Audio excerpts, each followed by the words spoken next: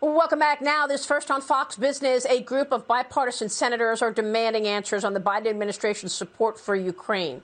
In a letter to National Security Advisor Jake Sullivan, the senators are asking for clarification on what weapons have been delivered, when they will get there, and how exactly NATO has contributed so far.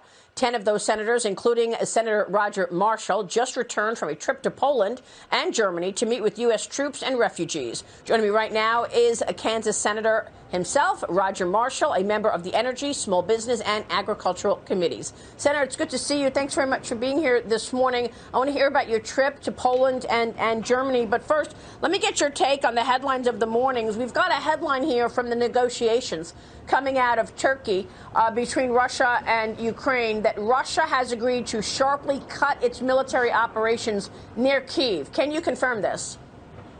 Well, Maria, we're hearing the same thing that you're hearing.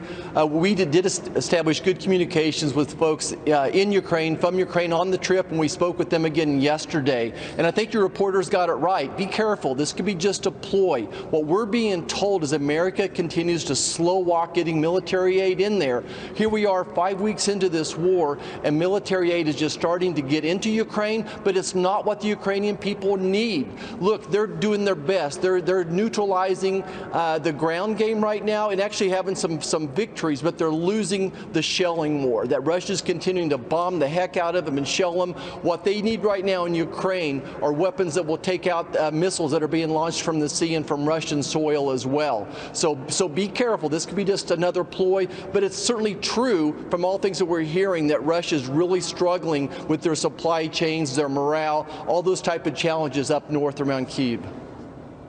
So why is this administration slow-walking the aid? What is behind this? I've reported many times that, along with yourself, other intelligence professionals have told me the intelligence shows that there is a path for Ukraine to win, but it seems that this administration is looking at this conflict as an inevitability, that Ukraine fall, but they're fighting back hard.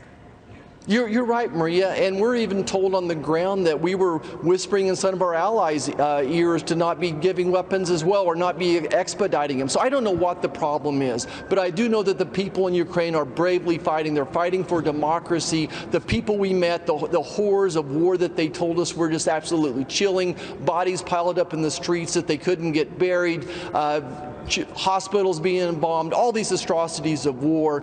And certainly Putin is struggling. I do see a path for victory for the Ukrainian people, but they need all the help that we can give them, all the weapons, the military aid that we can get them. And I'm going to caveat, of course, that I don't want any American boots on the ground or any Americans flying over Ukrainian airspace.